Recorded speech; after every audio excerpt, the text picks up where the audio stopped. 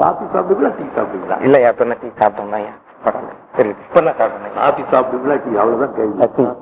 படி டீ நல்ல பக்கம், டீ நல்ல சுகர் போட்டு எல்லாம் சூடா வேணும்போதா எனக்கு தேவையா இருக்கும்போது தான் நடிப்பேன்.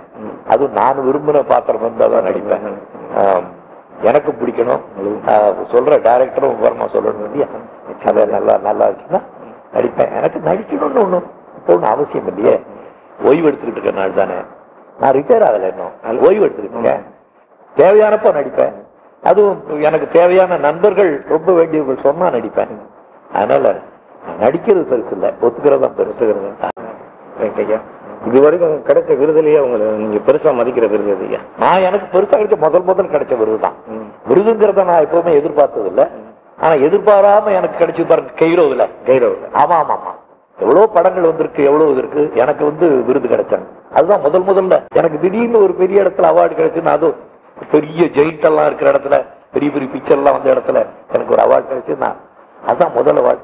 எப்பவுமே முதல் அவார்டுக்கு தானே, முதல்ல கிடைக்கிற மரியாதைக்கு தானே எப்பவுமே நம்மகிட்ட மதிப்பு இருக்கும். அதனால எனக்கு கைரோல கிடைச்ச அவார்டு தான் பெருசா நான் நினைக்கிறேன். பெரியார் நடிகரா சொல்லியிருந்தீங்க ஐயா, அது நீங்க பெரியார் கொள்கையில உள்ள ஈடுபாடாக இல்ல தனிப்பட்ட முறை? கரெக்ட், நீங்க சொன்னதுதான் கரெக்ட்.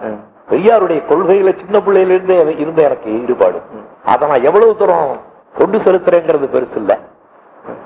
நீங்க செய்றீங்களா அந்த விஷயத்த அப்படின்னா நான் ஓரளவு தான் செய்வேன். நானே ஆமாமா, நானே 54 தான் நான் கோயிலே பார்த்தேன். அதுக்கு முன்னால எனக்கு கோயில் எல்லாம் தெரியாதாச்சே. நானு கலைஞர், கரந்த சண்முடிவேலு, கருணானந்தம், நாங்கெல்லாம் கோயிலுக்கு போய் காத்து வாங்குமே தவிர, அது நான் பெரிய கோயில் இருக்கிற ஊர்ல இருந்து வந்தேன் இல்லையா, தஞ்சாவூர்ல. அதனால எனக்கு பக்தி எல்லாம் ஈடுபாடெல்லாம் அப்பெல்லாம் இல்லை. அந்த பக்தி ஈடுபாடு அந்த என்ன இந்த டிஎம்கேல இருந்து வெளியேற்றிட்டாங்க. அப்ப தான் எனக்கு ரொம்ப மனசு கஷ்டப்பட்டு இருக்கும்போது தான் நம்ம பீம்சிங் டைரக்டர் பீம்சிங் தான் என்ன கோயிலுக்கு கூட்டிட்டு போனார். அப்புறம் கோயிலுக்கு போயிட்டு வந்தேன். நான் அங்கிருந்து பார்க்கும்போது இங்க ரோடெல்லாம் திருப்பதி கணேசா கோயில் தாங்கிறான். ஆனா என்ன யாராவது சொல்றாங்களோ விட்டு பொம்பளைகள் அங்கே கோயிந்தா போடுறாங்க, தப்பா சொல்லல. அவங்க வீட்டுல உள்ளவங்க எல்லாம் அங்க கோயிந்தா ஊர்ல வாங்குற பேர்னா கோயிந்தா அங்கதான் பண்றாங்களே. என்ன மட்டும் கோயிந்தா சொல்லி நம்மள தூக்கிறதுக்கு ஒரு வழி பார்த்தாங்க, அங்கிருந்து தூக்கிட்டாங்க, அவ்வளவுதான். அதுக்கப்புறம் தான் நான் கோயிலுக்கெல்லாம் போக ஆரம்பிச்சேன். அது வரைக்கும் நான் எனக்கு கோயில் எல்லாம் தெரியாது. அதனால பெரியாருடைய கொள்கை கோயிலுக்கு போகாதானா அப்படின்னு கேட்காங்க. அதல்ல, அதை வச்சு கலைஞர் சொன்ன மாதிரி கோவில் வேண்டாம் என்று சொல்லவில்லை, கோவில் கொடியவரி கூடாரமா இருக்கக்கூடாது என்பதற்காக மாதிரி பக்தி ஒரு பகல் வேஷமா ஆகிடக்கூடாதுங்கிறதுனால அப்ப சின்ன பிள்ளைய நினைச்சுக்கிட்டு இருந்தா. ஆனா வர இந்த வாழ்ற பிள்ளைய தாயாருக்கு எடுக்கிறது சொல்லுவாங்களே, அது மாதிரி நம்ம கொஞ்சம் அடிச்சு நம்மளை கூட்டிட்டு போக ஆரம்பிச்சுட்டாங்க. கோயிலுக்கு போறது எனக்கு அப்படியே ஒரு பழக்கமாகி போயிடுச்சு. அதனாலதான் நான் கோயிலுக்கு போக ஆரம்பிச்சேன். அது அந்த ஞாபகம் இருக்கு இல்லையா, நம்முடைய வாழ்க்கை ஆரம்பிச்சிச்சு, எப்படி நம்மளை ஆரம்பிச்சாங்க, நம்முடைய ஸ்டார்டிங் ரொம்ப நல்லா இருந்துச்சு அப்படிங்கிறதுல ஐயா மேல எனக்கு ரொம்ப அபிமானம் உண்டு. ஐயா எனக்கு 2-3 தலைவர்கள் மேல ரொம்ப அபிமானம் உண்டு. அதுல யாருன்னு சொல்றதுக்கு விரும்பல நானு, ஏன்னா இவரை சொல்லியாச்சு அவரை சொல்லியாச்சுன்னு சொல்லிட்டு இருப்பாங்க. அதனால ஐயா மேல ரொம்ப பிரியம். அதனால அவரை ஆக்ட் பண்ணணும் அப்படின்னு நினைக்கிறேன். ஏன்னா அவர் சொன்ன நம்ம தமிழ் சமுதாயத்துல நம்ம தமிழ் ஜனங்களுக்கு மறதி கொஞ்சம் ஜாஸ்தி, எதையுமே மறந்துடுவாங்க. காந்தியையே ஞாபகப்படுத்துறோம், காமராஜையே ஞாபகப்படுத்துற நேரத்துல ஐயாவையும் ஞாபகப்படுத்தி தானே சேர வேண்டிய இருக்கு. ஐயா பத்தி சொல்றேன், ஏன் நீங்க கேட்டதுனால சொல்றேன். ஐயா பத்தி சொல்றது அது அவர் ஞாபகப்படுத்த வேண்டியது. அது தங்க விளக்கு தான், ஒரு தூண்டுகோல் வேணும் இல்லையா. அதனால அடிக்கடி ஞாபகப்படுத்திக்கிட்டு இருக்கோம்.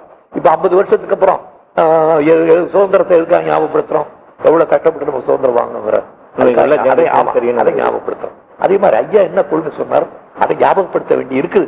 அதனால அந்த வேலையை நாம செஞ்சா என்ன அப்படின்னு நான் நினைக்கிறேன். ஏன்னாக்க இப்ப சமீபத்துல நம்முடைய டெக்னாலஜி எல்லாம் இம்ப்ரூவ் ஆனோன்னு ஐயா மாதிரி மேக்கப்பை ஈஸியா போடலாம்.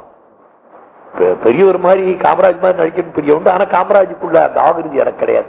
அவர் ரொம்ப உயரம் பெருசு, நான் சின்னக்குள்ள பையன். அதனால எனக்கு ஐயாவுடைய வேஷம் கொஞ்சம் நல்லா இருக்கும்னு நினைக்கிறேன். மேக்கப் எல்லாம் போட்டு இந்த தாடி இல்ல, இது இந்த பிளேடு வேலை ஏறி போட்டதுனால வச்ச தாடி. அதனால ஐயா தாடி வேற, அது அறிவு தாடி.